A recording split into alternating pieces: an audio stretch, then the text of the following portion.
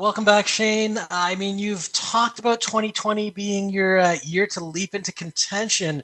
Any worry that that might be complicated by the pandemic, or do you expect that now that we're back up and running, things are going to be back to business as usual?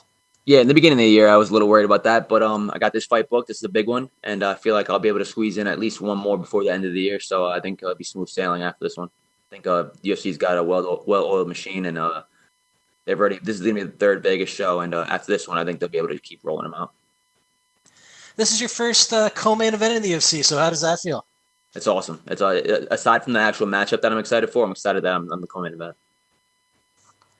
And I mean, Josh is up there in the rankings. You guys are pretty close together, but do you think a win here could potentially land you maybe a top 5 opponent for your next outing?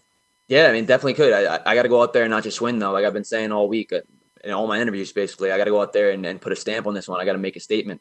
As corny and cliche as it sounds, I got to go out there and I got to not just beat Josh Emmett, but I got to beat Josh Emmett. I got to finish him. And yeah, I did see you talking about getting the finish.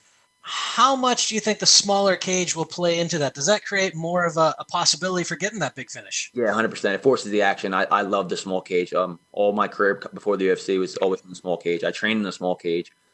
Basically, when the referee says go, you're fighting because it's only about 10 feet between you and your opponent right off the bat. So I love it.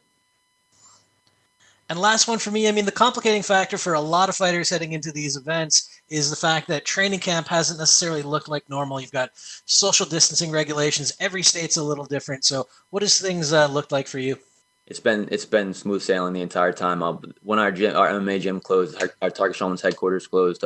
We basically moved our training to my strength conditioning coach's gym. I believe Elite Athletic Training in Monroe.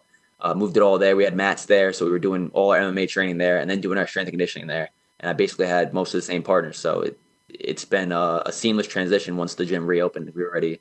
All cylinders were already firing. All right, well, good to hear it, and looking forward to the event on Saturday. Thank you, brother.